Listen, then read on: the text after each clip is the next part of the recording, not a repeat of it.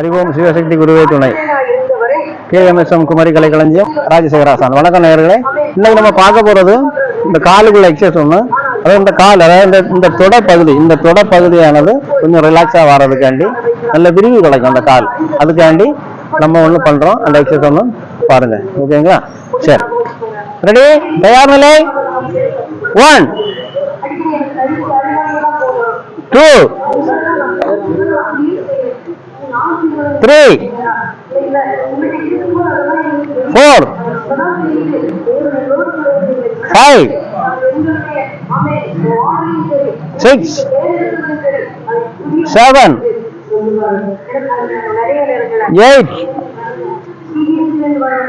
9 10. நேயர்களே, நம்ம இப்போ பார்த்தது ஒரு காலுக்குள்ள ஒரு அருமையான எக்ஸசைஸ். இதெல்லாம் நீங்கள் பண்ணி பார்க்கலாம். உங்கள் வீட்டில் இருக்க குழந்தைகளுக்கோ இல்லை அக்கம் பக்கம் உள்ளவர்களுக்கோ நீங்கள் சொல்லி இப்படி பண்ணலாம் நல்லாயிருக்கும் அப்படின்னு நீங்கள் ஒன்று சொல்லுங்கள்.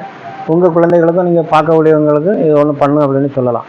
நீங்கள் செய்து பாருங்கள், செய்யுங்க அப்படின்னு சொல்லக்கூடியதை நம்ம செய்யுங்கன்னு சொல்லுவோம். செய்யக்கூடாது, செய்யாதுங்க அப்படிங்கிறத செய்யக்கூடாது அப்படின்னு தான் நம்ம சொல்லுவோம். நம்ம நிறைய வீடியோவில் வைத்தியங்களை பார்த்து 4-5 வீடியோ கழிஞ்சிட்டு அதில் பார்க்க முடியல. அதில் இதில் 1-2 சிம்பிளான வைத்தியங்கள் சொல்கிறேன், ஒன்று கேளுங்க. கோழி நோய்க்கு ஒரு அருமருந்து, கோழி நோய்க்கு அருமையான ஒரு மருந்து. சிம்பிள் எளிய முறை தான் ஒன்று சொல்கிறேன். தேவைப்பட்டவங்க நிறைய கோழி வச்சுருக்கவங்கெல்லாம் அதை பார்த்து செய்து அதை கோழிக்கு கொடுத்து பாருங்கள், நல்லாயிருக்கும். இது என்னுடைய ஒரு அனுபவ மருந்து தான், வேறு ஒன்றுமே இல்லை. சிம்பிள் ஒரு மருந்து தான். நம்ம வத்தலுடைய நெட்டினா அதில் மேலே இருக்கும்ல மூடியில் உள்ளது, அதை எடுங்க. அதை காய வச்சு கொஞ்சம் ஒரு கை நிறைய அளவு எடுங்க. பொடியாக வெட்டி அதை நிறைய எடுத்துக்கிடுங்க. அப்புறமா ஒரு 200 மில்லி வேப்பெண்ணெய், ஒரு கை நிறையா நீங்கள் பொடியாக வெட்டி எடுத்துக்கிட்டா 200 மில்லி வேப்பெண்ணெய். இது அவ்வளோயும் தான்.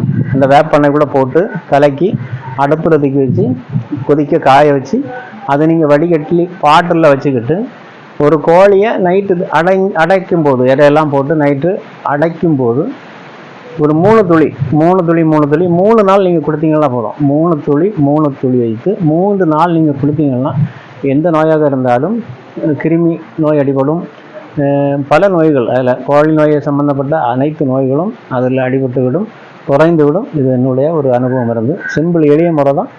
இதை ஒன்று நீங்கள் பயனடையுமாறு கேட்டுக்கொள்கிறேன். நன்றி, வணக்கம்.